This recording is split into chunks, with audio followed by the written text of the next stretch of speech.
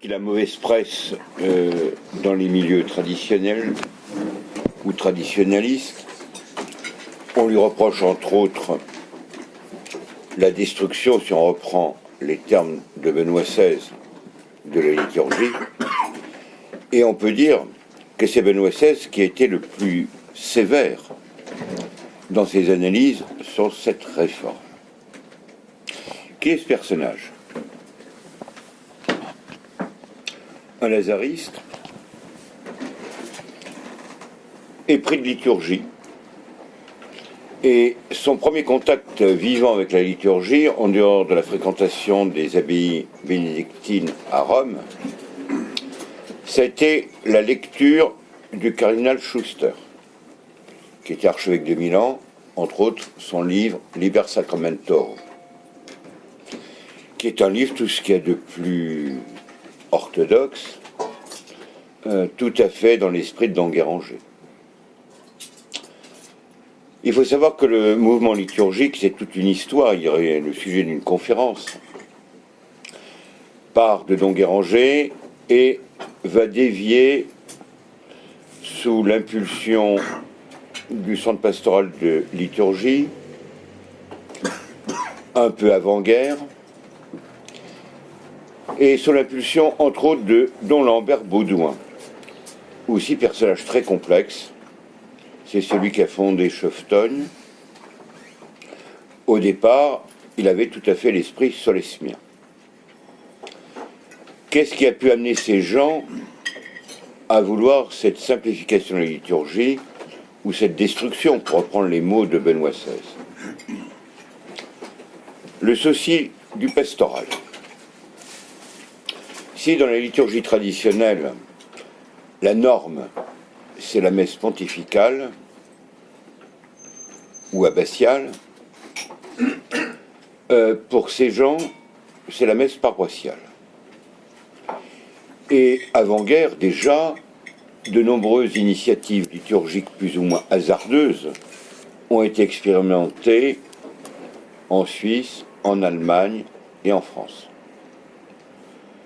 On peut penser, entre autres, aux messes dialoguées, mais c'est bien plus tard, c'est au temps de Pie XII, mais surtout aux paraphrases de la liturgie. On peut penser à l'abbé Michonneau, à certains mouvements scouts, à Pius Parche.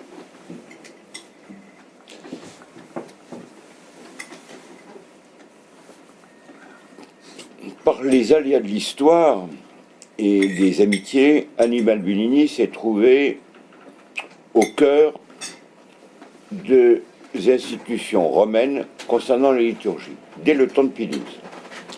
Il faut savoir, par exemple, que la restauration de la Semaine Sainte, de la Vigile pascale, du jeudi, vendredi saint, est en partie son œuvre. En partie son œuvre. Il a été membre des commissions préparatoires du Concile, expert. Après, il a eu un moment d'exil. Il a été sanctionné, retiré de la chaire de liturgie sur la demande de Monseigneur Piananti. Donc c'était la réaction de ce qu'on appelle l'école romaine de théologie, qui va bientôt être vaincue. Et il ne reviendra que pour le concilium, donc pour la mise en pratique des décisions du concile. J'ai pas le temps d'évoquer tous les méandres de sa carrière, mais il est bon de croiser non seulement ses mémoires, qui ont été rédigés en italien, qui sont un plaidoyer pro domo, mais très instructifs, et de croiser ses écrits avec ceux de Dombotte ou du père Bouillet, qui raconte avec ironie comment il a été obligé, en une soirée, dans un café, de rédiger vite, à la va-vite, le canon numéro 2 avec Dombotte et le canon numéro 4, afin d'aller le présenter en temps voulu, la copie. Ce qu'il faut savoir, que Buligny était malgré tout lucide. Il savait très bien que son œuvre aurait une durée d'existence très courte. Et concernant la liturgie traditionnelle, il a demandé à plusieurs reprises à Paul VI de maintenir la liturgie traditionnelle. Et entre autres, on a ces lettres au secrétaire d'État, en particulier à Villot, lors de l'affaire de Montserrat-Lefebvre, où il proposait en quelque sorte ce qu'a octroyé par la suite Jean-Paul II, puis Benoît XVI. L'avantage de cet écrit de Chiron, c'est en quelques pages, vous avez l'évocation de tout un courant de pensée qui a abouti aux réformes que l'on connaît. Alors Bunini n'a pas travaillé au nouveau cérémonial des évêques, qui n'est plus jamais employé, hein, rassurez-vous, c'est un document de bibliothèque. Sans ça, tous les autres rites, il a été la cheville ouvrière.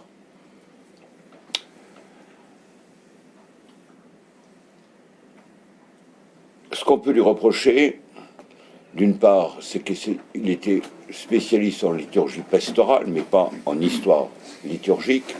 Vous aviez Monsieur Wagner, et tant d'autres évêques allemands, il y a eu quelques personnages qui avaient quelques compétences.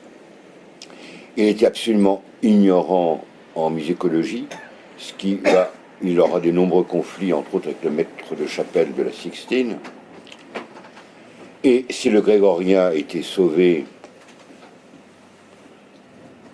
c'est tout simplement parce que Solesme a publié un graduel en conformité avec les nouveaux textes. Sans ça, c'était même pas prévu.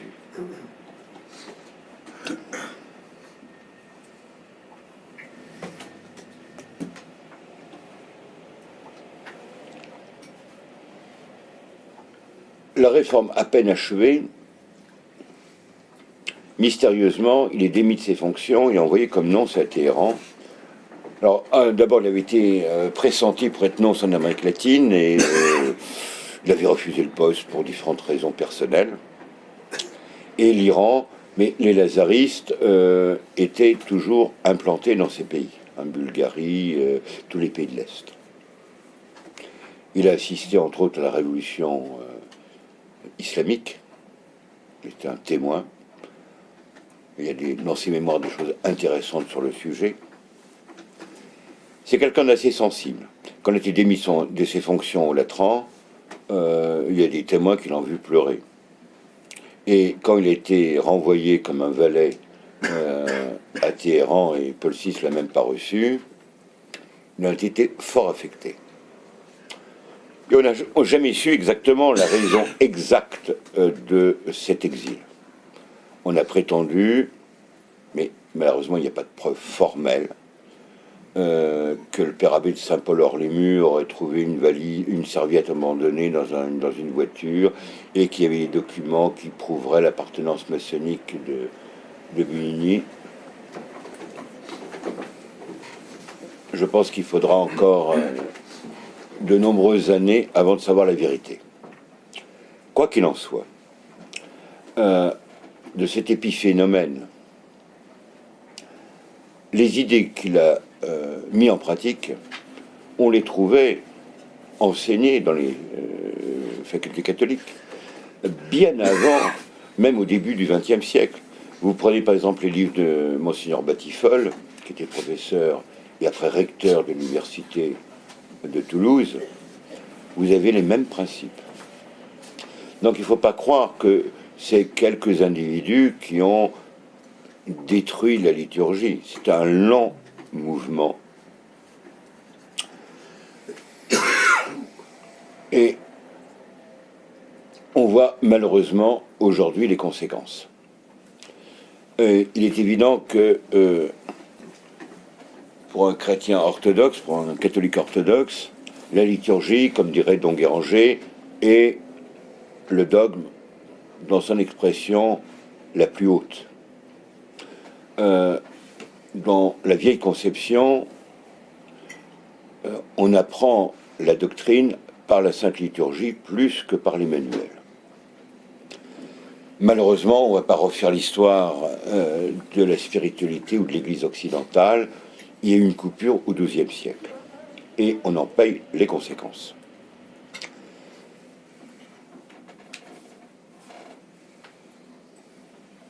Alors, ce qu'il faut savoir aussi, que la réforme liturgique de Bunini, si elle est célébrée d'une manière extrêmement stricte, même face à Dieu, face à l'Orient, avec diacre et sous-diacre, elle peut donner le change. J'ai vu certains hyper tradis,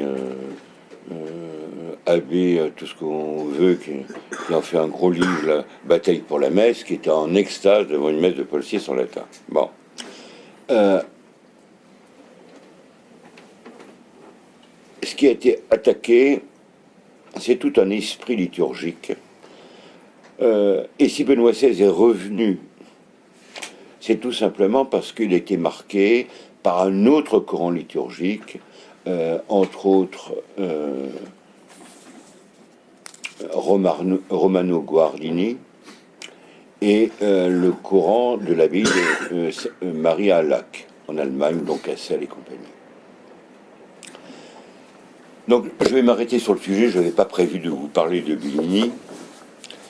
Donc ce qui est important, si on veut mener un bon combat, de savoir qui on a en face de nous. Savoir les principes. Donc effectivement, je vous conseille d'acheter tout à l'heure ce livre, qui est une présentation, comment dire, pacifique du personnage. Il ne prend pas trop position, avec un certain recul. Et ceux qui ont le courage et le temps de se plonger dans ses mémoires. Et vous verrez quels ont été les principes qui ont pu guider certaines réformes. En particulier, par exemple, l'offertoire. La grande obsession des néoliturgistes était de dire que l'offertoire était une anticipation du canon. Ce qui prouve d'abord que ces liturgistes ne savent pas ce que c'est la liturgie, qui raisonnent comme un poète, et non pas de manière linéaire et discursive. Deuxièmement, c'était un faux prétexte. Parce qu'au Concilium, on leur a proposé de prendre... Il y a des nombreux rites d'offertoire. Le rite d'offertoire de Saint-Pie V, vous prenez des missels du XIIIe, XIVe siècle, dans les sacramentaires, vous n'avez pas l'offertoire. Tout simplement parce qu'il variait de diocèse à diocèse ou de région à région, et c'était le prêtre qui apprenait par cœur à son successeur les prières que le prêtre célébrait en secret. Donc on leur a proposé l'offertoire dominicain, qui est extrêmement court, mais sacrificiel. Et c'était ça l'obstacle. Donc on a une prière, une sorte de bérécote, une sorte de prière juive, de bénédiction. C'est comme le canon numéro 2, on nous a prétendu que c'était un canon très ancien de Saint-Hippolyte. Aujourd'hui, la critique historique montre très bien que c'est... d'abord, c'est un antipape, ce qui donne peut-être courage à certains postulants, hein, on ne sait jamais. Et en plus, quelqu'un qui n'est peut-être pas mort dans la communion romaine. Bon, voilà. Je pense en avoir dit assez. Je vais laisser la parole à Massimo, qui prépare un livre qu'on va publier prochainement. Bonsoir, merci d'être venu. Donc, cette conférence doit être entendue comme un service à l'Église et dans l'Église, comme prévu par les canons 212 du Code de droit canonique. Les fidèles ont le droit et même parfois le devoir de donner leur opinion sur ce qui touche le bien de l'Église et de la faire connaître aux autres fidèles.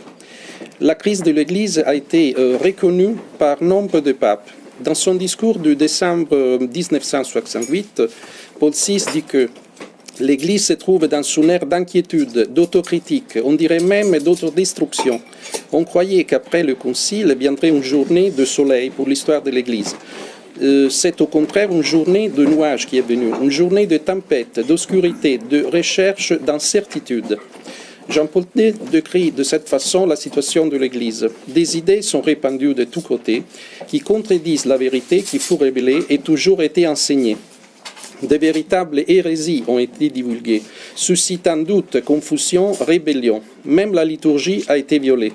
Plongés dans un relativisme intellectuel et moral, les chrétiens sont tentés par un illuminisme vaguement moraliste, par un christianisme sociologique, sans dogme défini et sans moralité objective. Voyons maintenant quel est le rôle de la tradition dans l'époque moderne, parce qu'on pense que c'est quelque chose de dépassé. Aujourd'hui, on tend à penser que la tradition soit quelque chose de presque exotique, qui nous sont laissés derrière nous. Son relance ne serait qu'une tentative futile de s'opposer aux conquêtes de la modernité et de remettre en arrière les aiguilles de l'horloge de l'histoire. Mais l'idée d'un progrès linéaire de l'humanité est un mythe tout moderne. Avec un regard attentif, nous pouvons discerner l'alternance cyclique de deux civilisations. L'une basée sur les commentaires d'un texte sacré, qui n'est pas tant jugé, mais juge que celui qui s'y approche, et l'autre dépourvue de tout texte, fondée sur le culte de la critique. Les cycles sont millénaires. Rome était basée sur les commentaires aux textes pontificaux jusqu'à la décadence de l'époque hellénique. Seule la victoire sociale du christianisme rétablit une civilisation du commentaire.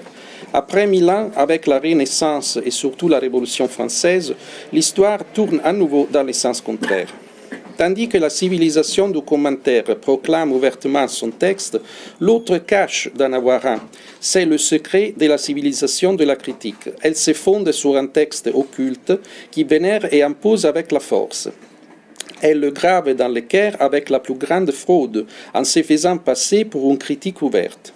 Elle survit seulement parce qu'elle sait dissimuler sa sacralité occulte et en réalité elle est de fer et assommante comme aucune culture sacrale.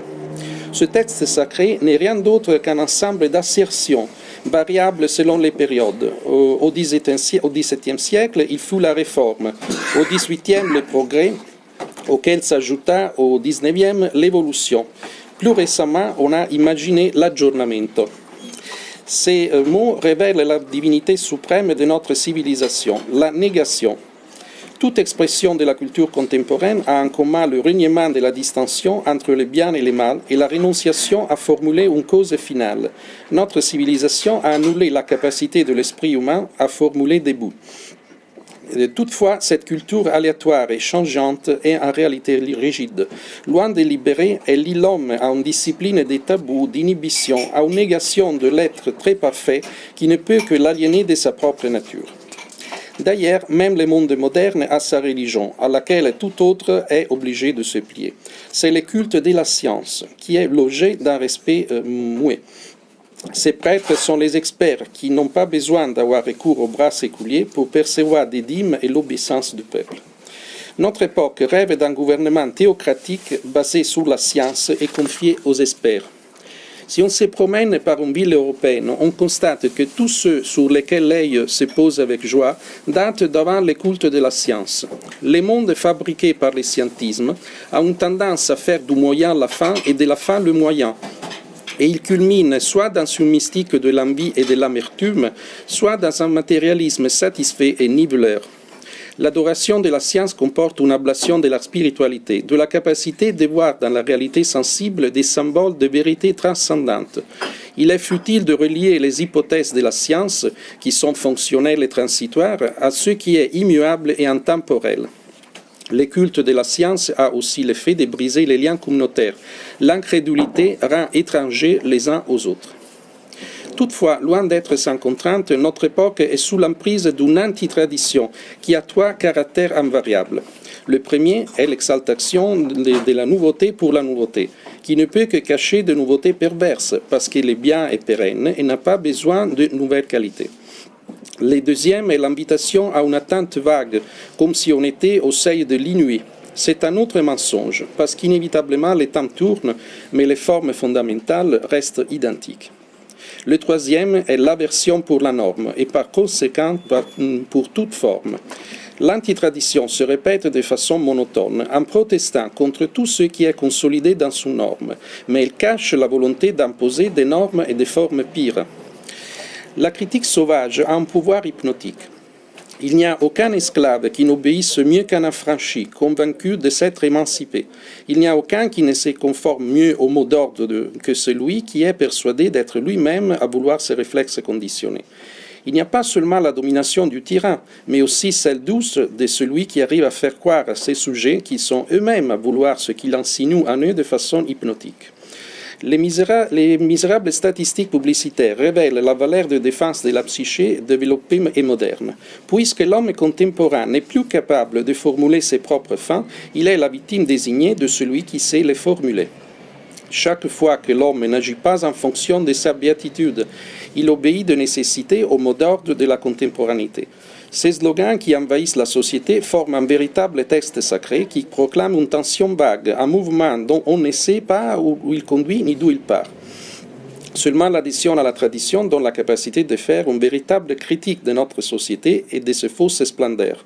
Elle ne connaît pas des fétiches et ne refuse pas de montrer l'aspect ridicule des utopies, des rêves d'un monde qui s'attend à ce que les passions révèlent des harmonies secrètes, dans la mesure où rien ne les tempère.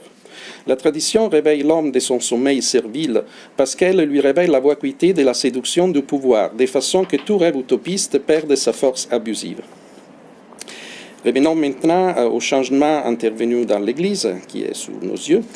Le siècle du Concile Vatican II a apporté un changement radical dans l'Église. La religion catholique semble être désormais considérée comme un phénomène purement historique et non pas divin. De l'adhésion à des vérités révélées, la foi a évolué en tension de vie, en débordant ainsi dans les domaines de l'espérance. L'essentiel du croyant a été également affecté par la nouveauté. Sous l'aspect visuel, le changement a touché les vêtements et les objets sacrés, l'architecture, l'éclairage, les gestes. Sous l'aspect tactile, la nouveauté est de pouvoir toucher ce que la révérence au sacré rendait intouchable. Le sensoriel auditif a connu la nouveauté la plus importante sur la face de la Terre, en ayant, par la réforme liturgique, changé le langage sacré des 500 millions d'hommes, remplacé les musiques mélodiques pour les rythmes de percussion et envoyé les grégoriens en exil.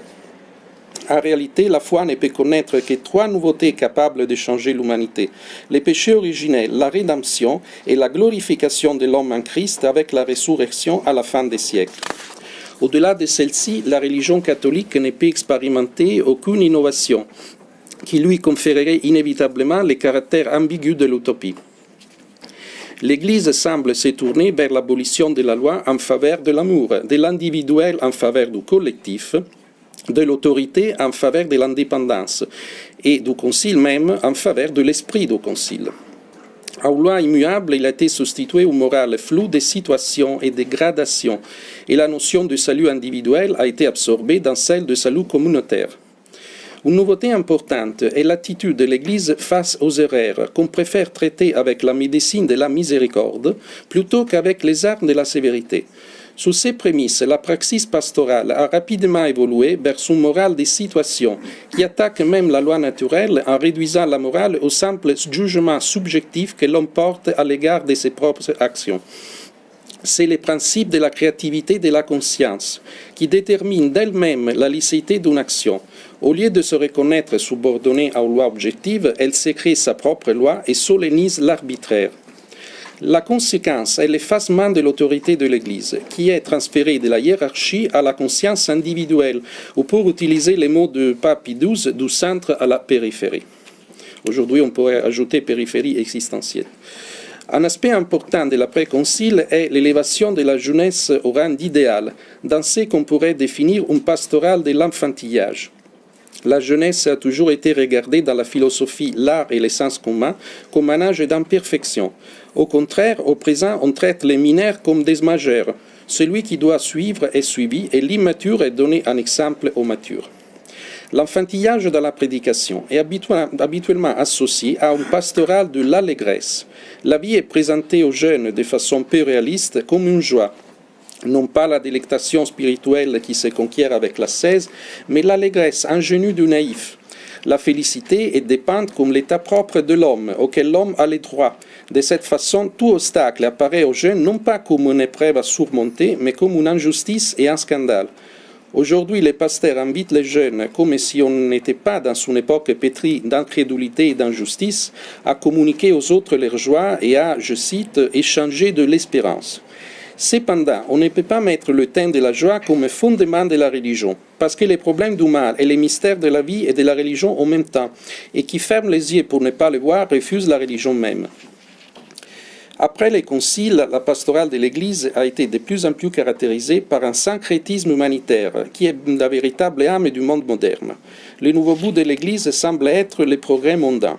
La théologie contemporaine confesse encore la fin transcendante de la vie humaine, toutefois cette fin se décolore face au primat assigné à la technique et à la domination du monde.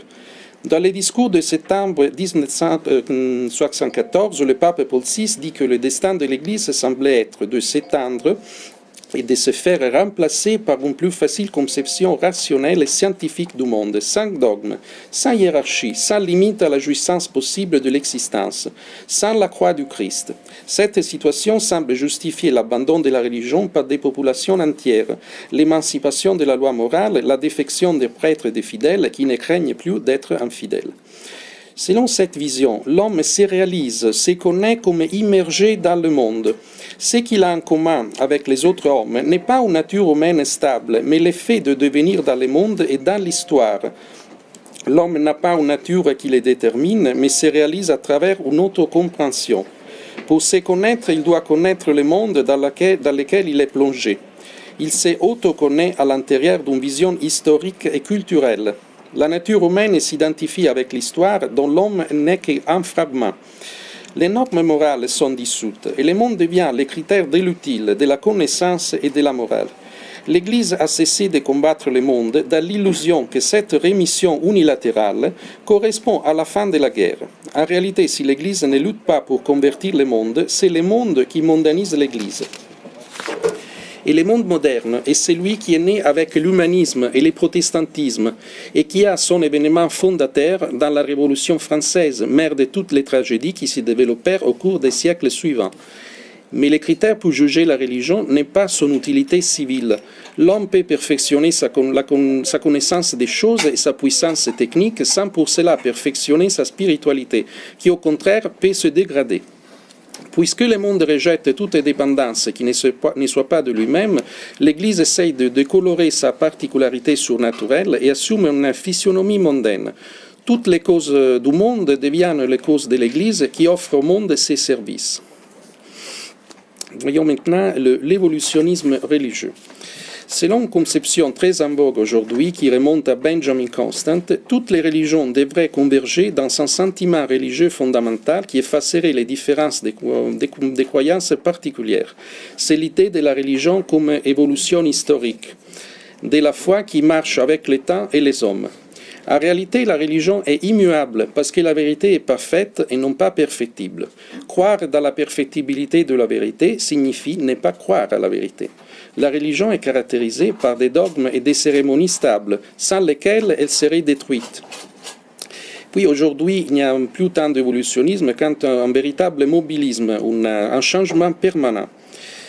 Il y a une urgence superficielle et pourtant impérieuse de s'adapter à la pensée moderne qui conçoit la réalité comme une pure historicité. La valeur suprême devient le changement, la variation et la contradiction. Bossuet remarque que les symptômes de l'erreur est la variabilité et la nouveauté de la doctrine, et l'hérésie se manifeste quand le choix subjectif devient le critère en matière de foi. L'effet le plus évident de cette nouvelle théologie est une sorte de vivacité convulsive de l'esprit, le changement continu des opinions et de la pastorale, la tendance à discuter et problématiser surtout sans interruption, et la multiplication de congrès, de séminaires d'études, de groupes de recherche. Plus les vérités de foi cessent d'être reconnues dans le monde réel et plus elles passent dans les domaines abstraits de la discussion verbale. La pratique de l'adoration eucharistique est en vue de disparition. Et pourtant, il n'y a jamais eu autant de discussions, de congrès et de livres sur l'Eucharistie qu'aujourd'hui. Une telle surabondance n'est pas un indice de vitalité, mais de déclin. Quand une chose subsiste, elle n'a pas besoin d'être problématisée et d'envahir le monde de la discussion abstraite. Le nouveau relativisme doctrinal se glisse dans la foi par les primats de l'action, qui englobe la théologie dans la praxis. Pour entrer en consonance avec le monde, l'Église doit mettre de côté sa doctrine et remettre à l'histoire les critères de vérification de sa vérité. La religion et la morale deviennent essentiellement une question pratique. La doctrine en soi est morte et doit être vivifiée par la pastorale. C'est dans la praxis pastorale que les catholiques doivent démontrer la vérité de sa doctrine. Pour cette raison, le caractère pastoral de Vatican II ne fut pas seulement l'explication naturelle du contenu dogmatique du Concile. Le caractère pastoral fut en revanche élevé au rang de principe alternatif au caractère dogmatique. La spécificité du Concile Vatican II a été la résolution de la doctrine au sein de la pastorale, la transformation de la pastorale en idéologie qui a abouti à la naissance du pastoralisme. Nombre de traditionalistes opposent les documents du Concile à la praxis post-conciliaire. En réalité, du moment que le Concile se voulait pastoral, il a délégué à la praxis son autoréalisation. C'est dans la praxis pastorale que le Concile se réalise de manière cohérente. La thèse d'une herméneutique correcte du Concile a été mise en échec parce que l'histoire n'est pas faite par les débats théologiques. Les thèses conciliaires furent bientôt mises dans un tiroir, alors que ce qui fit éruption dans l'histoire fut l'esprit du Concile. Puisque les textes sont ambigus et indéfinis, le Concile virtuel dont a parlé Benoît XVI a fourni la clé de leur interprétation. Le seul péché sur lequel on pose l'accent, c'est l'opposition au cours de l'histoire, parce que ce serait dans les devenirs historiques que Dieu se manifesterait. Le rôle de l'Église serait de bénir tout ce qui se manifeste dans la réalité sociologique, en commençant par la cohabitation hors du mariage. Les biens et les mal sont dissous par un relativisme qui absorbe la vérité dans la praxis pastorale. Après les conciles, s'est également manifestée une urgence arbitraire de récupérer les kérigmes, la foi de l'Église des origines, qu'on présume effacée par des millénaires de latinité, des grégoriens et des fastes sacrés. Les chants et les peintures sont refaits à l'échelle de l'enfance, symbole de l'humanité nouvelle sans histoire. On bâtit des églises qui rappellent des tentes, des conteneurs de circonstances dépouillées pour des foules de réfugiés. Les murs sont réalisés en béton nu, de façon que la matière brutale l'emporte sous la forme. Tout doit rappeler l'architecture industrielle, point de coïncidence entre les primitifs et les fonctionnels. Cette dérive archaïsante a un but paradoxal, c'est jeter sur la tradition. Il est toutefois superficiel de vouloir remonter au premier siècle du christianisme pour un ressourcement de l'Église. L'intelligence de la foi se perfectionne avec le temps, et les chrétiens contemporains ont une connaissance plus ample de la vérité que celle de l'Église primitive. De plus, ce primitivisme ne correspond pas à la foi de l'Église des origines, dont il représente une corruption, sinon une falsification arbitraire. Voyons maintenant l'écuménisme qui est conçu comme un pluralisme paritaire. Le pluralisme et le dialogue sont les mots d'ordre de la pensée post-conciliaire. Cependant, il n'est pas possible de concilier l'idée de pluralisme typique de la politique moderne avec celle de l'Église dogmatique, comme si l'Église était une communauté administrative. Les différences dogmatiques sont regardées comme des accidents historiques insignifiants qui devraient tomber avec le retour à la foi des premiers 7 conciles. Il n'y a plus une unité à communiquer ou séparer, mais une unité à rechercher dans une réforme perpétuelle de l'Église. C'est le mot de Luther, Semper Reformanda. L'écuménisme post-conciliaire croit pouvoir atteindre l'unité des positions doctrinales opposées par le biais des méthodes pragmatiques de négociation. On proclame ouvertement que l'union doit être atteinte non pas à travers des conversions individuelles, comme auparavant, mais suite à l'accord des grands corps collectifs, les églises. C'est une conception typique des esprits pratiques et non pas des hommes de foi. Un précédent historique instructif est le décret d'Ologel, dont Cicéron rit aimablement. Ologel était un homme énergique et dynamique qui, devenu proconsul en Grèce, crut possible de faire cesser les controverses de philosophes en les convoquant à un concile. Il pensait de pouvoir mettre de l'ordre dans les idées comme il les faisait dans l'administration. En réalité, on ne peut pas manier les idées comme les affaires, et toute discussion théologique qui fait abstraction de la logique comme l'écuménisme contemporain ne peut que conduire à des unions purement nominales. En outre, il faut remarquer qu'alors qu'on prêche d'atteindre l'union par le biais de la conversion personnelle des croyants, appelés à approfondir leur propre foi, dans les faits, on la remet à la décision d'une élite des théologiens sans la participation des fidèles, comme l'exigeraient les principes de l'adhésion personnelle en matière de religion. Et voyons maintenant un phénomène qu'on pourrait définir la dédogmatisation dans l'Église. Après les conciles, on a assisté à un dessalement de l'Église. Les vérités de foi sont dépouillées de tout ce qui peut sonner difficile aux oreilles de l'homme matérialiste contemporain. Au lieu d'une négation ouverte, on utilise contre les dogmes l'arme de l'oubli. On pose l'accent sur certains aspects de la doctrine pour enlacer dans l'ombre d'autres. Les péchés oubliés au nom de l'esprit de liberté et d'amour, les mystères de la croix au nom de la joie pascale, les dogmes de l'infaillibilité du pape est couvert par la vérité du magistère collégial, les vérités révélées par la recherche dialogale. La condition du monde actuel rassemble à celle de la civilisation déclinante du IVe siècle. La dissolution de la société, les divorces, l'avortement, le gigantisme de l'administration, avec en plus la suprématie de la technique qui a amené la vie humaine à une artificialité généralisée.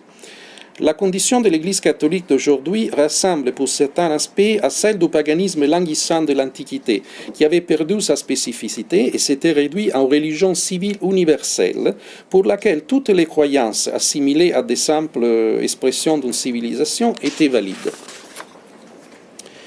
Le sentimentalisme religieux est un autre danger qui menace le monde catholique. Il dévalue la raison en ramenant la civilisation européenne, qui a ses racines dans la métaphysique classique, au niveau primitif et tribal.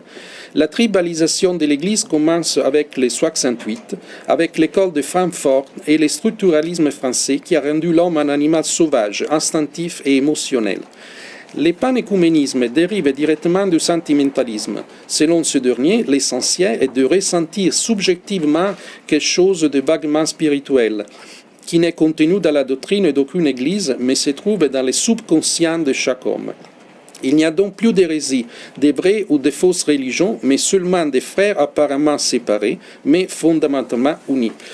L'édification du tribalisme primitif et égalitariste pourra être atteinte seulement après avoir éclipsé l'aspect hiérarchique, juridique et philosophique de l'Église. Cependant, l'Église est fondée de façon monarchique sur Pierre et non pas de façon tribale sur le sentimentalisme. Parlons maintenant de la réforme liturgique, qui est l'œuvre la plus visible et influente du Concile. L'abandon du latin, qui contredit les textes conciliaires même, trahit un manque d'estime envers les fidèles. Considéré indigne d'être élevé à la perception des valeurs excellentes, même poétiques, et capable seulement de comprendre ces valeurs dans une forme dégradée. On affirme qu'avec les latins, les peuples étaient exclus de la compréhension et de la participation aux rites. Mais la tradition vernaculaire démontre l'influence que la liturgie avait sur l'esprit et le langage des fidèles. Aujourd'hui, cette influence a été remplacée par les médias et le sport. L'universalité de l'Église n'est pas purement géographique et l'utilisation d'une langue unique contribue énormément à son unité. Le refus du latin et du grégorien fut une rupture immense avec la tradition qui fut déplorée par le pape Paul VI même.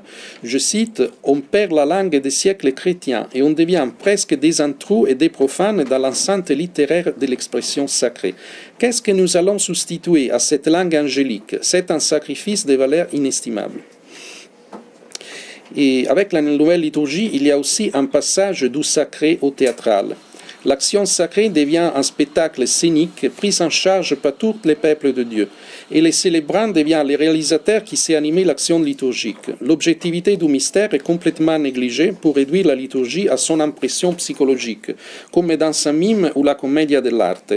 La nouvelle liturgie exprime les émotions humaines, adopte les langages des journaux et des romans.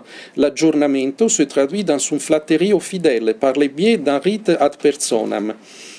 Une motivation fréquemment apportée pour la nécessité de la réforme est la référence à la pauvreté et au service social. Cependant, saint François même, qui recommandait la pauvreté absolue à ses frères, voulait que les cérémonies s'illuminassent de faste. Ses écrits sont parsemés d'actes d'amour pour la messe et les très saints sacrements. Mais ce paupérisme qui rejette la beauté du culte qui consiste en une accolade purement humaine avec le monde peut devenir le premier pas vers une Église qui se veut purement spirituelle, ou plutôt purement émotionnelle, et qui rejette toute structure institutionnelle. Une autre conséquence de la réforme liturgique est la perte de l'unité cultuelle. Les rites changent de diocèse en diocèse, selon les principes de l'expressivité nationale. Cette variété est due à une sorte de participation créative des laïcs et des prêtres au pouvoir de l'Église de déterminer la liturgie. C'est un paradoxe que la réforme, née pour privilégier les valeurs communautaires, met en évidence les principes de l'individualisme créatif. La créativité liturgique est une action arbitraire qui rend le culte une affaire privée. L'unité est encore affirmée, mais elle demeure non exprimée et donc nulle.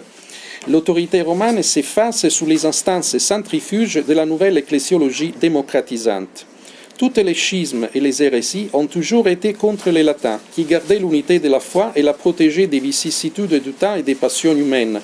L'adoption des langues nationales représente les premiers pas vers les églises nationales, toujours souhaitées par les ennemis de l'Église, conscients que division et destruction ne seraient pour elles qu'une seule chose.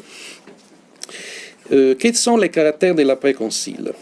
La réforme semble avoir ignoré la leçon la plus simple de l'histoire. Il n'y a pas de réforme qui se termine avec elle-même. Elle provoque toujours une série de modifications ultérieures sur la base des principes qui l'animent.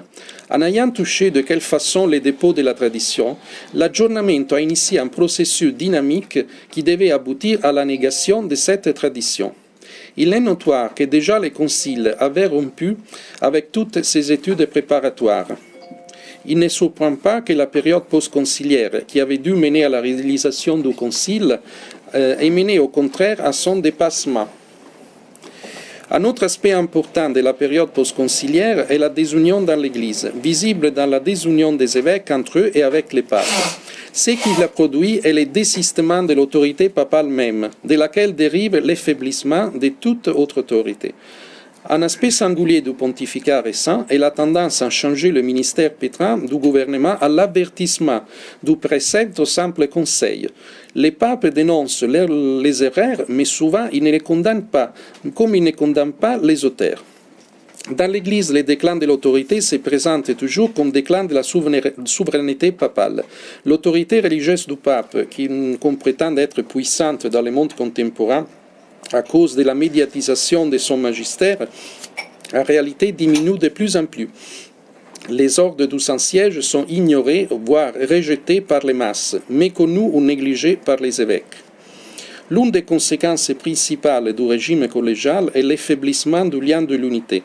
La collégialité ne tient pas en compte les principes les plus importants de tout l'art politique, qui demande une autorité d'autant plus forte que le nombre des sujets est important et différencié. Paul VI même déclara que l'unité de l'Église a autant plus besoin d'un guide central que son extension devient plus vaste. Avec Vatican II, il a été créés des organismes bureaucratique, grâce auquel le gouvernement de l'Église est passé d'un régime monarchique à un régime polyarchique, les synodes, les conférences épiscopales, les conseils pastoraux. La conséquence de ce nouveau système est un affaiblissement du lien d'unité qui se manifeste avec des désaccords infinis sur des sujets fondamentaux, même après que le magistère s'est prononcé. Ce sont les signes d'une indépendance pré-schismatique. On multiplie les rencontres, les congrès, les symposiums, les réunions des conférences épiscopales, mais ces organismes sont divisés à l'intérieur d'eux-mêmes. Et des documents épiscopaux s'opposent à des documents épiscopaux, comme si dans l'Église manquait désormais un sens commun. Ce dissentiment intérieur est l'effet inévitable de la division avec les papes, envers lesquels on continue à professer une soumission nominale, mais duquel on critique les enseignements, comme on le voit dans les nombreuses synodes où on continue à discuter sur des questions déjà décidées de façon solennelle du Saint-Siège. Les résultats de cette situation sont les nombreuses sécessions des églises roumaines, ruthénes et chinoises, sécessions toutes motivées par les refus de l'autorité de Rome et par les propos fallacieux de garder la dogmatique et l'éthique catholique tout en devenant indépendant de l'autorité papale, de garder l'unité après avoir rejeté les principes de l'unité. L'Église de l'après-concile a vu multiplier ses codes de communication qui en ont augmenté artificiellement le désordre, le morcellement, la fragmentation. D'abord, l'unité de la langue a été brisée au nom de la Babel liturgique. L'enculturation a ultérieurement fragmenté l'homogénéité liturgique en faveur d'un multiculturalisme centrifuge. On a assisté à la création de mouvements qui constituent de véritables sous-cultures dans l'Église. Les chrétiens deviennent de plus en plus étrangers les uns aux autres. Même la doctrine et la morale sont en train d'être parcellisées en raison de leur application différente de pays en pays, sinon d'église en église, en secondant la tendance à l'arbitraire individuel en matière de religion.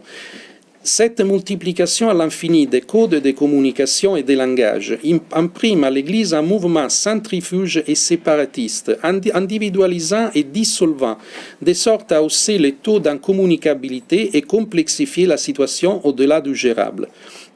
En revanche, les sociétés traditionnelles sont plutôt homogènes et utilisent un code commun de communication. Il serait urgent que l'autorité récupère sa fonction unifiante et stabilisante en se prononçant sur les nombreuses questions controversées et où nécessaire en condamnant les erreurs. Toutefois, l'affaiblissement de l'unité doctrinale est échangé par un symptôme de liberté et de vitalité, et il n'est pas rare que les évêques couvrent avec leur autorité l'erreur de leurs prêtres, face aux remontrances des laïcs.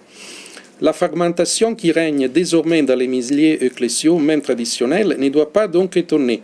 Ils ont frappé les pasteurs et les troupeaux s'est dispersés. On se rend compte de la nécessité du centralisme romain sur lequel des forces désintégratrices tendent à émerger. Sans pierre en fonction des pierres visibles sur la terre, il ne peut pas y avoir de l'ordre et de l'unité dans l'Église. On entend souvent objecter que l'Église est en crise parce qu'elle ne s'est pas adaptée au progrès de la civilisation moderne et qu'elle va en sortir en s'ouvrant au monde. Cependant, on oublie que le christianisme ne consiste pas à s'adapter au monde. Face aux barbares, l'Église n'adopta pas la barbarie, mais s'est revêtie de civilisation. Face au rationalisme du XIXe siècle, elle ne mit pas en doute les vérités de foi, mais au contraire condamna les principes de l'indépendance de la raison. On argumente aussi que la crise de l'Église ne soit pas une souffrance qu'elle doit affronter pour rester elle-même, mais une crise de croissance, un travail qui va générer une autre Église. D'abord, on n'est pas en mesure de prouver que la crise engendre la croissance et non pas la corruption. Deuxièmement, on oublie que selon le système catholique, il ne peut pas naître une Église nouvelle, parce que la foi n'admet pas de nouveautés radicales. Le nouveau ciel et la nouvelle terre ne sont pas des réalités de l'histoire du monde présent. C'est donc une erreur colossale de pousser le christianisme au-delà de soi-même, jusqu'à, comme l'affirmait Teilhard de Chardin, une forme inconnue de religion. En outre, ces futurs radieux hypothétiques de l'Église ne rendent pas sa crise positive ni désirable. Cet optimisme naïf attribue au mal une fécondité qui appartient seulement au bien. Une conjecture possible sur le futur de l'Église est celle exprimée par Paul VI. L'Église continuera à se dénaturer, mais sa substance surnaturelle sera préservée et sa fin surnaturelle continuera à être poursuivie fidèlement par un petit reste du troupeau de Dieu.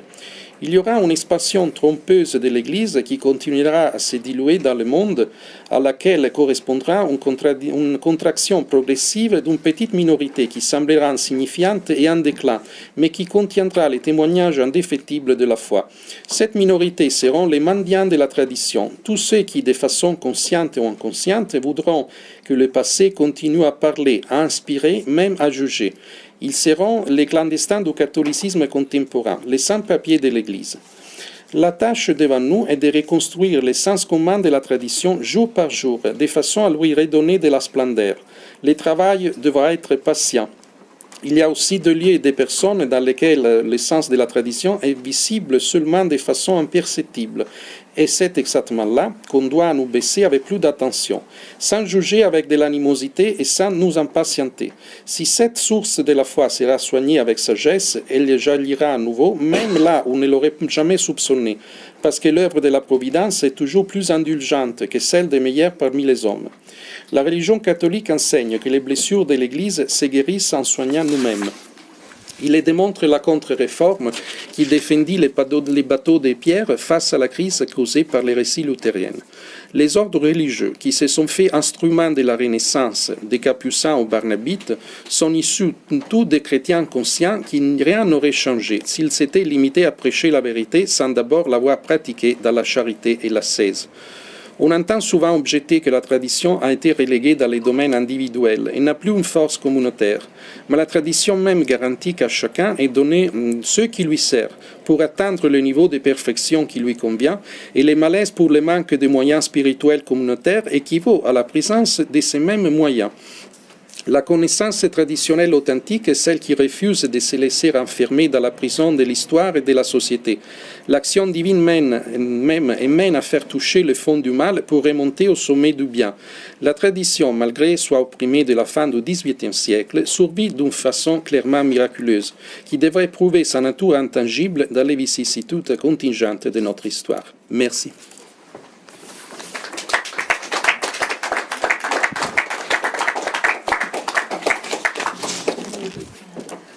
Vous avez des questions?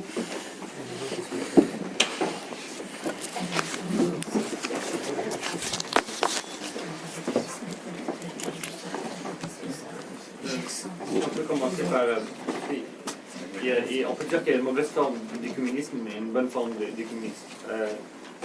Je suis orthodoxe et en voyant par exemple, je sais qu'il y a dans le côté orthodoxe, ils vont voir maintenant les catholiques, ils vont fixer les points de différence avec les catholiques, ils vont les démoniser. Et dans certains catholiques peuvent faire la même chose. Tout en restant dans la tradition. Je comprends qu'en tant que catholique, vous voulez rester dans la tradition catholique. C'est une manière de dialoguer avec, surtout avec les chrétiens les plus proches, qui sont les orthodoxes et les coptes aussi. Et tout en restant en communion avec la tradition. Est-ce qu'il y a une partie, vous avez parlé des 7 conciles œcuméniques, est-ce qu'il y a quelque chose comme une tradition indivise où le frère en a parlé, il y avait une partie, est-ce que le catholicisme avant même la Renaissance était différent? Donc si on visite une église de la Renaissance, une église maintenant, on voit que c'est pas la même chose que les églises romanes. Il y a beaucoup d'éléments de la Renaissance, un arc. Oui. Donc, je cite les patriarches de Constantinople. Il dit qu'il n'y a pas de différence si notable entre le catholicisme et l'orthodoxie. La seule différence notable, c'est le rôle du pape. Alors, on pourrait revenir à la fonction que la papauté avait avant les premiers millénaires. Donc, voilà, je pense que c'est ça les critères à suivre pour un sain écuménisme. Et entre autres, le dialogue avec les orthodoxes est beaucoup plus factuel et apporte plus de fruits que les dialogues avec d'autres confessions chrétiennes. Est-ce que, s'agissant de l'œcuménisme, on ne pourrait pas distinguer différents degrés dans l'œcuménisme actuel? Alors, il y aurait le sain œcuménisme, mais qui n'est pas tellement pratiqué, qu'a essayé de pratiquer un peu Benoît XVI. Il y aurait l'œcuménisme libéral, comme quoi chacun cherche ce qu'il veut, mais avec tout de même l'idée qu'il y a une vérité objective qui est dans l'Église catholique. Et il y a l'œcuménisme relativiste, dans lequel chacun cherche ce qu'il veut, parce qu'après tout, chacun détermine sa vérité. Disons que les critères sains de l'écuménisme ont été établis, je pense la dernière fois, par Pie XI, qui disait que l'écuménisme doit tendre au retour à l'Église catholique. Et bien sûr, l'Église catholique doit s'abaisser, doit se rapprocher aux autres églises, au point de dialoguer, mais sans renoncer à ses dogmes, à ses principes, à ses fondamentaux. Alors là, je pense qu'aujourd'hui, il y a un écuménisme qui est faux, un écuménisme qui tend une sorte de religion universelle et au caractère humanitaire, une sorte de religion civile. Alors là, on n'est plus dans l'écuménisme, mais dans la décoloration des dogmes de foi. Alors je pense qu'il faudrait redécouvrir un écuménisme qui tient compte des identités respectives et, où possible, essaye de se rapprocher aux autres églises, sans renoncer à ces dogmes fondamentaux.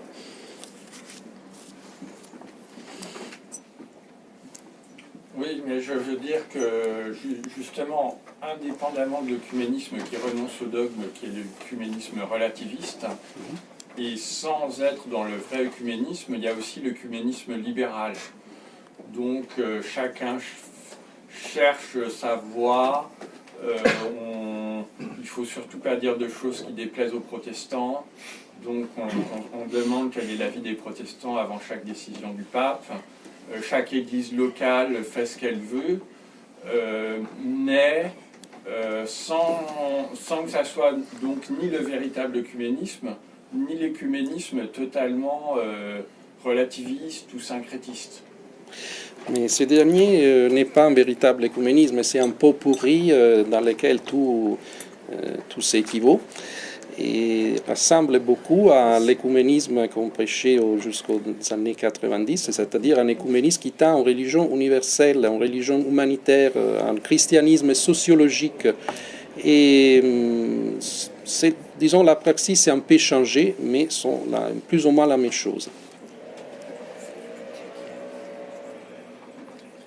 Mais n'est-ce pas justement ce que dénonçaient les protestants, en disant qu'à force de se tourner vers la sociologie et le sentimentalisme, on perd la foi, elle disparaît complètement.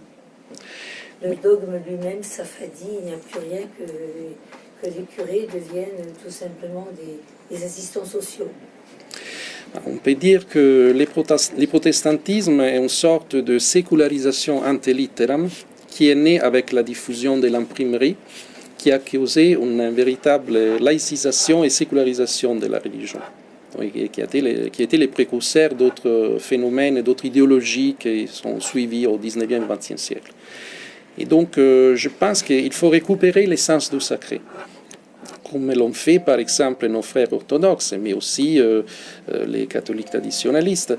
Il faudrait vraiment remettre Dieu au centre du culte et de la foi, et au lieu que mettre les hommes, l'assemblée, la communauté qui célèbre elle-même.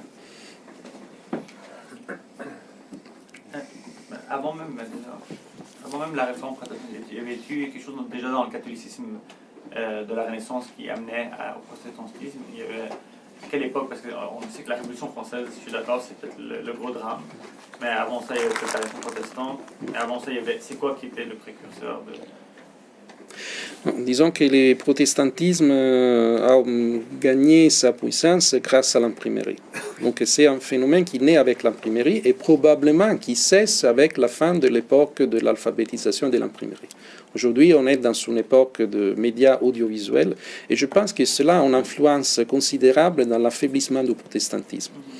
Donc il y avait cette idée que la lecture privée, personnelle de la Bible pouvait amener à atteindre la connaissance de la vérité. Ça c'est typique de l'époque de l'imprimerie et de la Bible diffusée aux masses. Donc je pense que le protestantisme est un phénomène purement sociologique et je vois seulement pour ce qui concerne le protestantisme comme possibilité de dialogue, son retour à une redécouverte du sacré. Sacré qui est présent dans d'autres confessions chrétiennes, par exemple dans l'orthodoxie, et chez les arméniens, par exemple.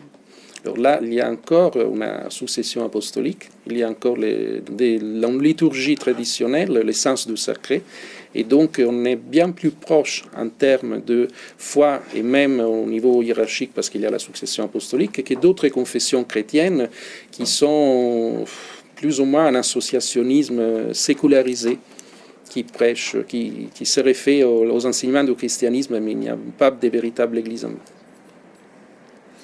Vous venez de dire que le protestantisme est en train de s'affaiblir. Qu'est-ce que vous entendez par cela? Alors que c'est les protestants qui actuellement ont le plus grand nombre de conversions, les évangéliques notamment, y compris en France, à Stafford autour de Paris, et les catholiques qui régressent en fait, pratiquement. Souvent, les gigantismes précèdent les déclins. Donc, c'est un peu un phénomène. Oui, monsieur, un instant.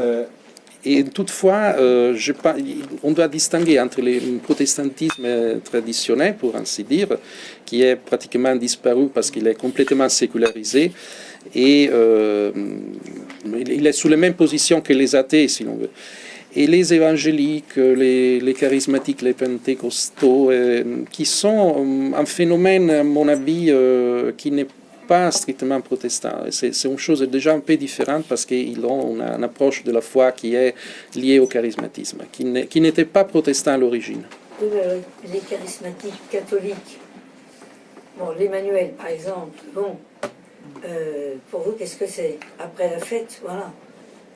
Et je peux vous dire que beaucoup de personnes, j'ai rencontré un groupe de 40, c'est énorme, qui allaient à la Trinité et qui maintenant ont fondé une église évangélique en dehors de Paris, à partir du charisme. C'est incroyable. incroyable. À mon avis, pour ce qui concerne les charismatiques catholiques, il y a des approfondissements de la réflexion théologique qui doit être faite et qui n'a pas été faite. Par exemple, est-ce que l'effusion de l'esprit est un sacrement, est un nouveau sacrement? Voilà. Quel est le rôle de la hiérarchie? Sont les laïcs qui imposent les mains? Quel est le rôle des évêques et des prêtres dans ces communautés? Ce sont des questions qui demeurent ouvertes. Et entre autres, ces phénomènes de la transmission de cette sorte de puissance charismatique, cette recherche du merveilleux, du miraculeux, semble contredire, du moins en apparence, je ne sais pas, semble contredire les critères catholiques sur ce qui concerne les phénomènes surnaturels. Donc, tout phénomène surnaturel ne doit pas être recherché et tout phénomène surnaturel ou préternaturel doit être vu avec prudence et non pas toujours attribué à Dieu, au Saint-Esprit. Ce sont toutes des questions qui attendent les réponses. Et ce n'est pas à moi de répondre, c'est à la hiérarchie qui doit trancher sur ces questions qui sont urgentes à mon avis. Sans rentrer dans la question du pentecôtisme, moi il m'est arrivé de discuter avec des gens qui sont un peu évangélistes et qui souvent critiquent des choses dans le catholicisme qui sont effectivement des choses liées au modernisme. C'est-à-dire que leurs critiques sont parfois vraies. Ce qu'ils critiquent, c'est parfois des choses qui sont effectivement modernistes. Et ils ont parfois un vernis de doctrine, mais c'est pas profond du tout. Donc je pense que c'est ce que disait Massimo. C'est un peu le gigantisme avant la fin, puisque quand il n'y a pas de profondeur doctrinale, une civilisation s'évanouit. On peut noter une chose, qu'aujourd'hui, il y a une recherche, même inconsciente, des gens pour la tradition. Et on fournit une sorte de supermarché dans lequel on fait un bric-à-brac un peu pourri de doctrines et de pratiques modernistes et d'icônes anciennes, de références aux premiers chrétiens, pour donner une sorte de vernis de tradition.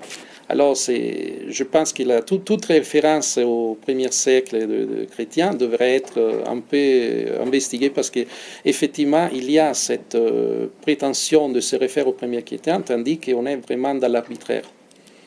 Je sais qu'aux États-Unis, il y a des mouvements des fois qui commencent au protestantisme charismatique, mais souvent à la recherche de la tradition, qui refinissent aux catholiques, aux orthodoxes. Et c'est pas un petit mouvement en France, les évangéliques sont en force, mais aux États-Unis, c'est l'église traditionnelle souvent qui sont.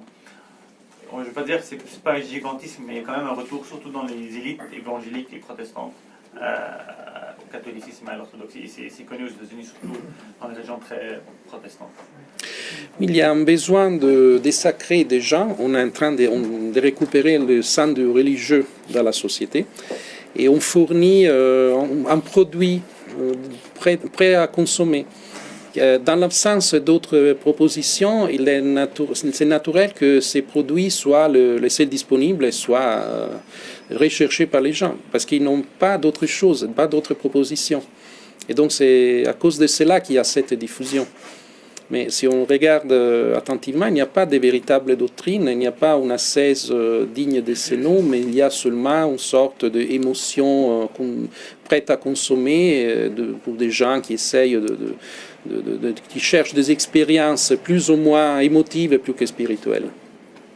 Vous venez de dire il n'y a pas d'autre solution, il n'y a pas d'autre proposition, vous venez de dire. Alors, l'Église catholique, qu'est-ce qu'elle fait? Il y a bien sûr les tradis dans l'Église catholique, il y a une recherche, une redécouverte de ces racines catholiques et traditionnelles, mais cette proposition n'est pas encore si répandue. Surtout aux États-Unis, où là, il y a vraiment le mouvement protestant qui est très répandu, le mouvement évangélique, charismatique, pentecostal. Alors là, disons, les traditionnalistes ne sont pas si nombreux comme les autres. Mais il faut voir, parce qu'à mon avis, il n'y a pas, ces types de mouvements ne sont pas assez structurés pour durer. C'est une sorte de mode, je dirais pas New Age, mais c'est le même mécanisme. Ce sont des modes qui offrent une émotivité facile, qui est changée par expérience religieuse, parce qu'aujourd'hui, les gens sont incapables de concevoir une expérience religieuse, seulement une expérience émotive, et facile, immédiate, surtout dans des communautés, dans des assemblées très nombreuses. Alors là, on offre quelque chose de facile, prêt à consommer. Mais je pense que ce n'est pas un phénomène durable, c'est un peu typique de l'âge des masses. Pour être un peu plus polémique par rapport à ce que disait le frère Thierry au départ sur Monseigneur Batifol, moi je trouve qu'il y a des choses très intéressantes chez Monseigneur Batifol. Je crois d'ailleurs qu'il a fini par être édité sous Saint-Pilice, même s'il avait un peu des problèmes avec l'Inquisition, avec le Saint-Office au départ. Batifol appartient à une lignée théologique antithomiste, d'une part. Il a été défenseur plus tard de ce qu'on appelait la nouvelle théologie. Et ses livres sur la liturgie, sur l'histoire de la messe, au point de vue érudition, c'est incontestable. Mais les principes sont modernistes. Relisez-le. Il est très critique, disons. Que j'en ai vu, c'est très critique, mais moderniste. Les principes, bon, vous prenez ce qu'avait défini Don Guéranger comme l'hérésie anti-liturgique, qui avait été mis en pratique par le second jansénisme, appliqué en particulier par le Concile de Pistoie. Il y a eu quelques essais en France, et qui sont une préfiguration d'ailleurs de la liturgie, non pas de Vatican II, mais post-Vatican II. Autel face au peuple, autel dénudé, lecture même faite par des femmes. J'ai pas lu tout ce qu'il a écrit, mais j'ai trouvé qu'il y avait des choses intéressantes dans certains de ses écrits, peut-être pas tous. Mais écoutez, alors, dans ce cas-là, je vous dirais, Bunigny, c'est pas un monstre, c'est le produit achevé de tout un courant de pensée.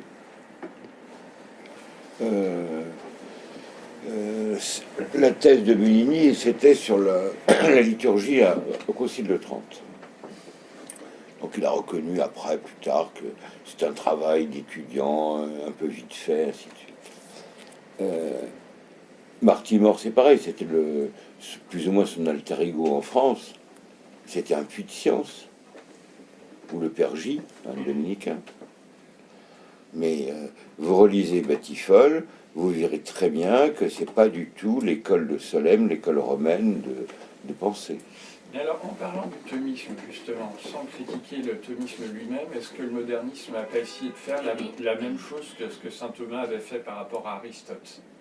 C'est-à-dire, ils se sont dit, saint Thomas a baptisé Aristote, nous on va baptiser ce qui est à la mode maintenant.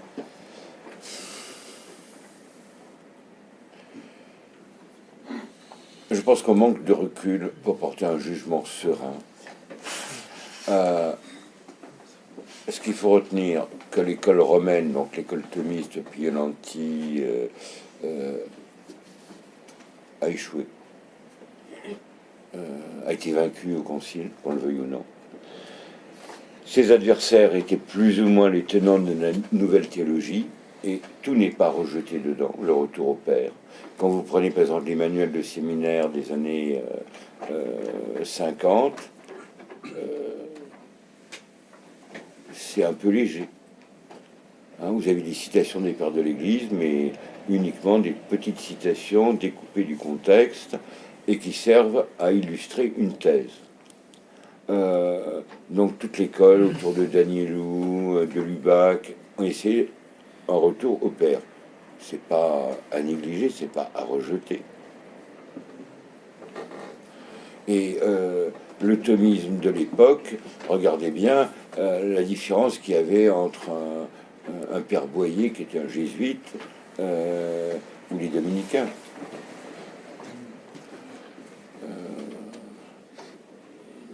Et on peut dire que Bunigny est à la fois l'aboutissement de tout un courant de pensée et en même temps les victimes. C'est quelqu'un de très habile, quand vous lisez ses mémoires, concernant même l'usage du latin, c'est quelqu'un qui veut la modération, beaucoup de précautions. Alors d'une part parce qu'il ne fallait pas ameuter l'aile, disons, conservatrice au concile. Et il faut se rappeler que le texte sur la liturgie a été voté à l'unanimité ou presque. Il manquait 13 voix. Et même Monseigneur Lefebvre, après la publication de cette constitution, encourageait l'avant-messe en langue vulgaire. Donc il faut se remettre dans le contexte de l'époque. Et je vous invite à lire le personnage et à réfléchir. De même Paul VI. Bon, Paul VI eût été certainement un grand personnage, mais en second. C'est ce que lui disait son ami Guiton, qu'il n'était pas fait pour être pape, il était fait pour être secrétaire d'État, mais c'était quelqu'un d'une vaste culture, et rien ne le prédisposait à ce qu'il a fait plus tard. Rien.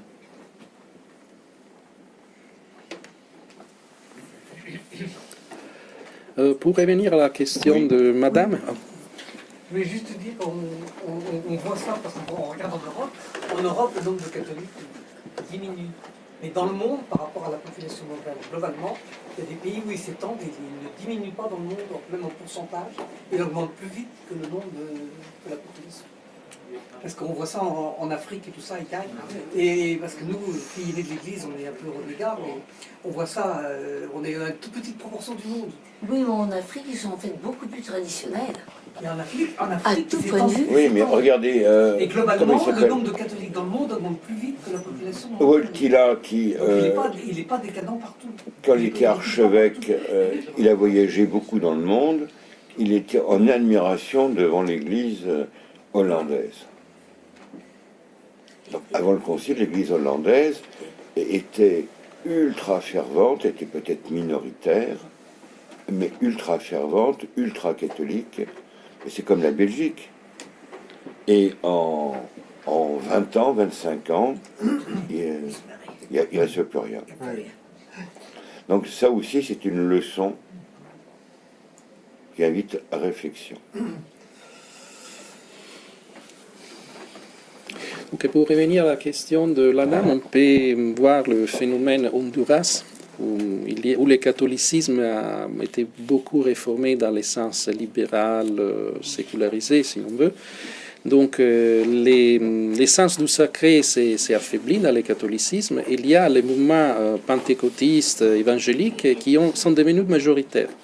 Parce que ces mouvements comblent un vide qui a été laissé par le catholicisme.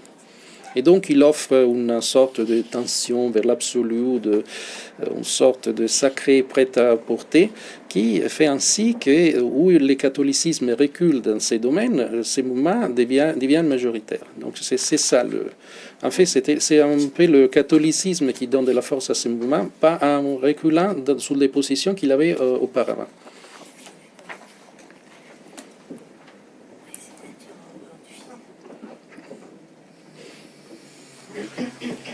Dans les langues, vous avez parlé seulement du latin, mais même dans l'église catholique, par exemple, je suis originaire du Liban, mais les catholiques ignates au Liban ont toujours, les greco-catholiques ont toujours célébré en grec et en arabe classique, et les coptes, les coptes catholiques ont célébré en copte. Alors, il y a quand même des langues. En gaise. En gaise, voilà. Oui, en général, l'Église romaine demandait l'emploi d'une langue sacrée. Il faut le savoir, mais c'est anecdotique. La messe latine pouvait être célébrée en gallo-lytique sur la côte d'Almat. Bon, il y a toujours eu des exceptions. Même à Rome, au 2 premiers siècles, c'était en grec encore, à Rome, Oui. à Rome même. Et puis il y avait le rite lyonnais, etc. Non, mais ça, ce sont des rites. Je parle de langue. En général, en Orient, on use assez facilement des langues locales. La position de Rome, encore au temps de Pie XI, était l'usage soit du slavon, soit du grec. Ça ne veut pas dire même qu'à l'époque, ils étaient obéis. Par exemple, vous avez un archidiocèse en Hongrie de rite byzantin. Rome n'a jamais été vraiment obéi là-dessus, sur ces questions-là. De même au Liban, il y a eu beaucoup de flottements au point de vue liturgique. Alors je parle dans le rite, je parle dans la langue. C'était le fameux Maximos IV, qui a beaucoup joué là-dessus. Mais je pense que dans... Qui est le dernier pape qui a vraiment appliqué ce que notre Seigneur Jésus a dit à Pierre, c'est-à-dire aller enseigner les nations, baptisez-les au nom du Père, du Fils et du Saint-Esprit. Parce qu'il n'y a plus de missionnaires et que comme toutes les religions se valent, pour la plupart des gens, pourquoi choisir le catholicisme puisque tout le monde est sauvé? Disons que... Quel est le dernier pape qui a insisté un peu sur... Je dirais Pie XII, je dirais Pie XII, en général, l'écuménisme a rendu vaine les missions. Parce que les missions sont devenues une sorte d'aide sociale, d'hydraulique, d'agronomie. Et finalement, c'est l'écuménisme qui affaiblit la diffusion de l'évangile. Parce qu'il y a une sorte d'autodécoloration du message évangélique au sein des missions. Et aujourd'hui, les missionnaires, plus ou moins, se dédient à l'enseignement, l'agronomie, l'hydraulique, ces choses-là, mais la diffusion de l'annonce de l'évangile est un peu mise de côté. Donc on peut dire que c'est l'écuménisme qui a causé ça. Et pour revenir à la question de Messier, il faut considérer que les communautés de chrétiens d'Orient sont très anciennes, sont des traditions qui doivent être préservées. Et il me semble que l'Église maronite s'est célébrée avec la messe de Saint Pie V jusqu'à récemment, et maintenant est revenue au rite maronite. Je pense que ça, c'est très positif. Donc voilà, l'après-concile a fait du bien aussi dans ce sens, parce qu'effectivement, il faut préserver ces traditions qui sont une grande richesse pour l'Église. Et ce n'est pas une question de nombre, mais de la qualité du message que donnent ces communautés. À moi, il y avait une latinisation des maronites ou des melkites. Oui, il y a un retour un peu... Tout à fait. Et je pense que c'est la bonne direction. Parce qu'aujourd'hui, il n'est pas une question comme auparavant de nombre de fidèles ou d'uniformité, mais chaque communauté se crée son propre espace, pourvu que cet espace soit relié à une tradition, ne soit pas une sorte d'anarchie comme les communautés de l'Europe occidentale qui auto-inventent une tradition. Donc, ce sont des choses bien différentes.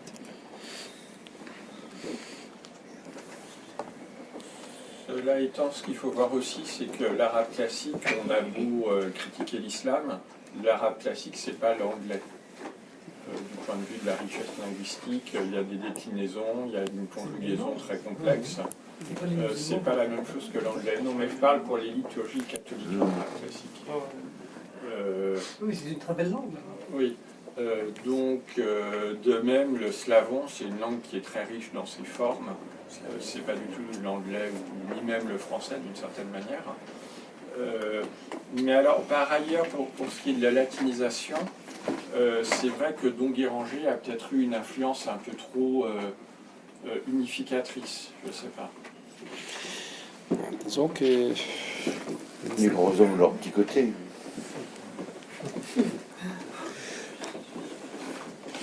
En tout cas, ce qui est assez important, c'est que ces communautés orientales ont gardé les dépôts de la foi, et notamment, par exemple, les Chaldéens, qui se sont reconnus en communion avec Rome malgré un isolement des siècles. Ça veut dire que ce sont des traditions à préserver. Moi-même, je vais souvent à la messe en arabe et en grec, et je la trouve tout à fait convenable, malgré la différence des langues, parce qu'il y a vraiment l'essence du sacré. Et sont des messes qui sont vraiment très proches avec la messe latine. Plus que les liturgies, à mon avis, qui ont été plus ou moins inventées récemment. Aujourd'hui, il y a une pluralité de liturgies qui sont changées, inventées d'un an.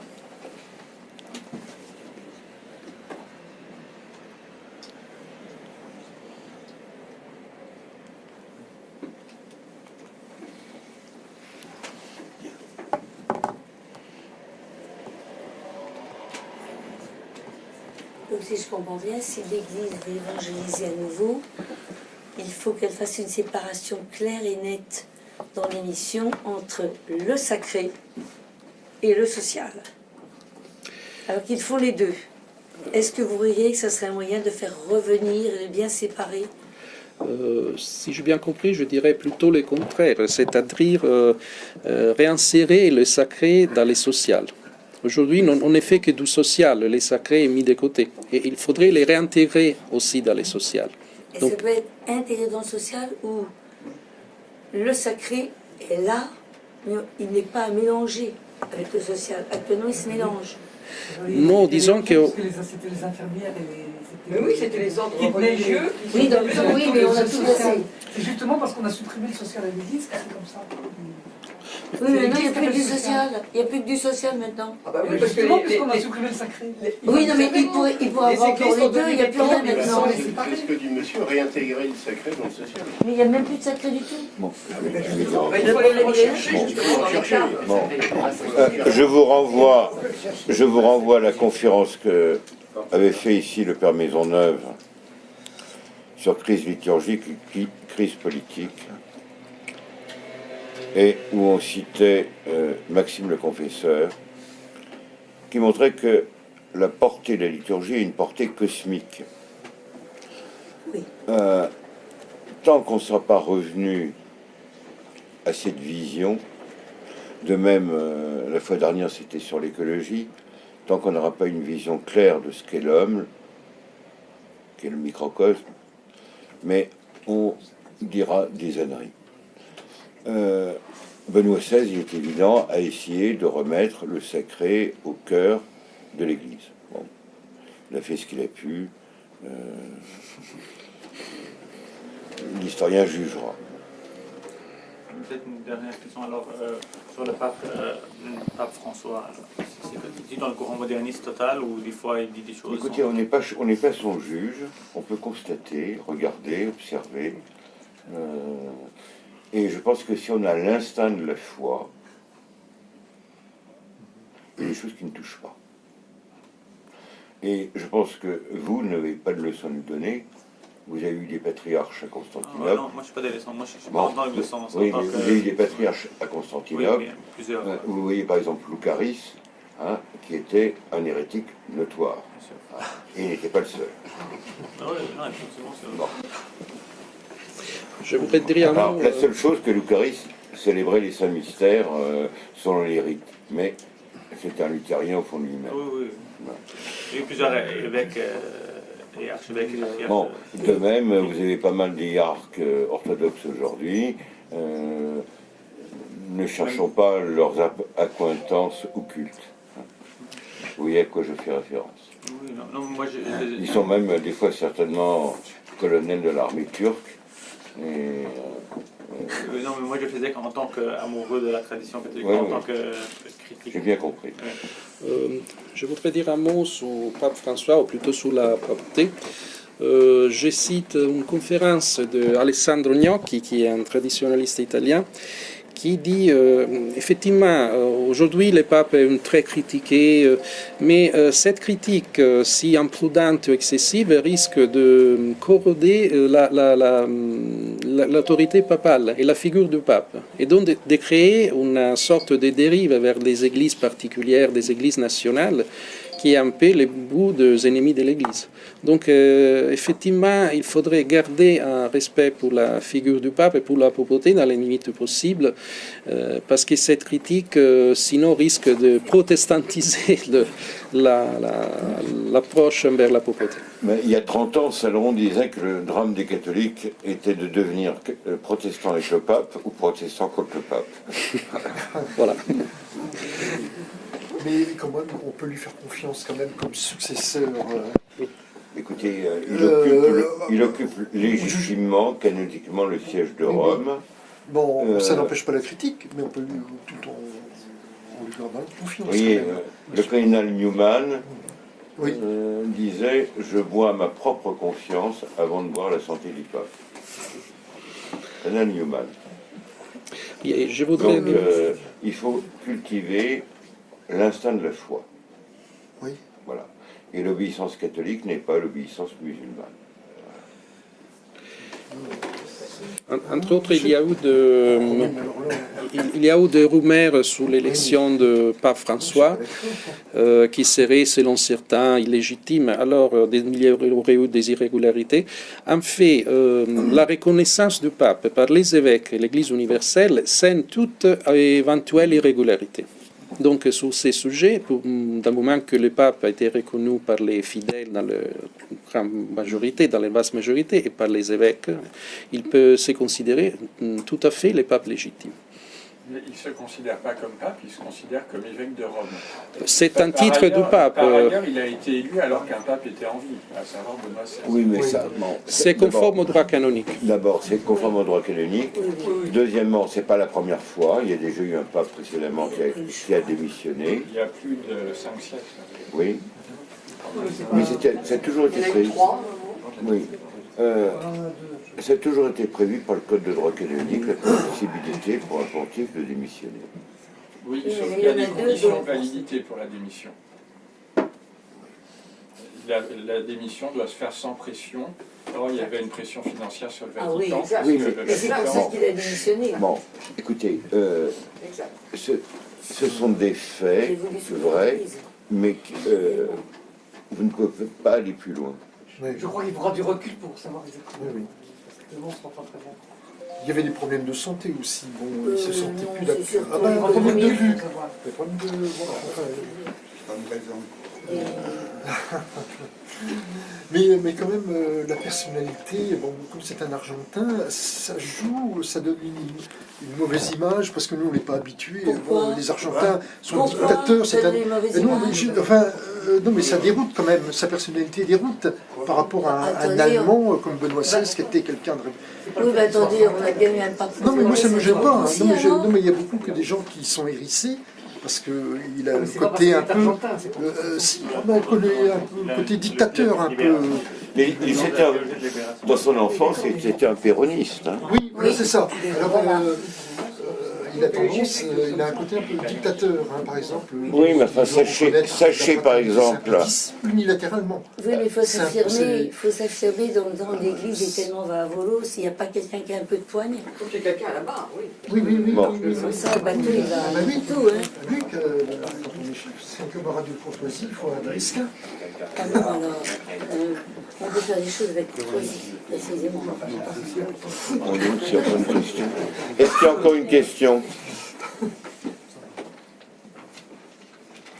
Pas d'autres questions? Alors écoutez, vous pouvez venir. Alors d'abord, je vous signale que lundi prochain,